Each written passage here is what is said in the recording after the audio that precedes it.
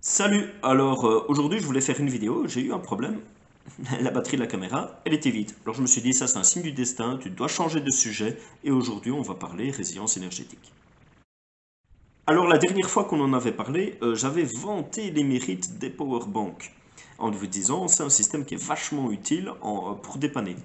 La preuve, la caméra actuellement, elle est en train de se recharger, elle fonctionne sur la powerbank. Donc on ne va pas revenir plus loin sur l'intérêt des powerbanks, on en a suffisamment parlé dans l'autre vidéo, vous avez un lien.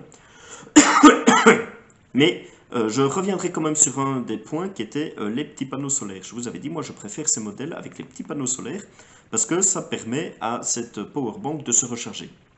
Alors, c'est une production d'énergie, mais soyons clairs, c'est anecdotique, c'est mieux que rien. La plupart du temps, vous risquez de décharger cette powerbank plus rapidement que vous allez la charger parce que simplement le panneau, il est trop petit. À ça, évidemment, il y a une solution.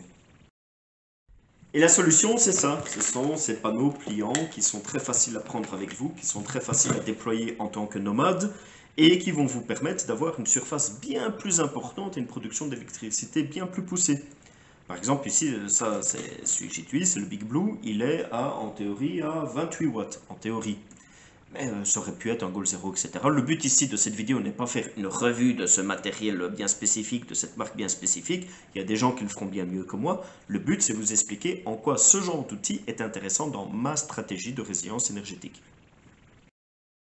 Voilà, vidéo à destination des débutants aujourd'hui. Vous l'avez bien compris, si vous êtes confirmé, soit vous nous quittez, soit vous restez jusqu'au bout pour avoir la suite du raisonnement. Donc, production bien plus importante avec ce genre d'outil, mais il y a un inconvénient. L'inconvénient, c'est que si je voulais faire fonctionner cette caméra maintenant, c'est impossible. C'est impossible parce que je suis à l'intérieur, parce qu'il n'y a pas de soleil, et parce que maintenant, ce panneau, aussi étendu soit-il, il ne produit rien du tout. Et ça, c'est capital à comprendre à partir du moment que vous voulez vous orienter vers ce genre de produit. C'est que vous allez produire de l'électricité qu'à partir du moment que ces panneaux sont exposés au soleil. Une fois qu'il fait nuit, ça ne produit plus rien.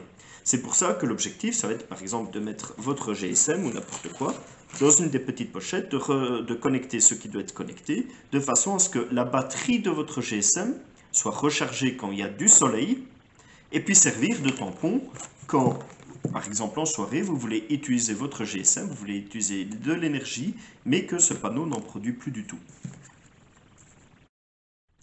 Et là, vous avez probablement fait la connexion. Vous avez probablement compris pourquoi j'expliquais cet outil et puis celle-là. Simplement que dans ma stratégie, je vais utiliser les deux en binôme.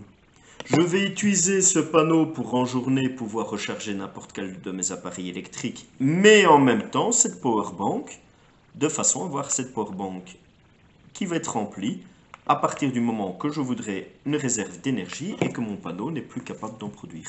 Les deux systèmes, en tout cas pour moi, dans ma stratégie de résilience énergétique et principalement la résilience nomade, fonctionnent simplement en binôme.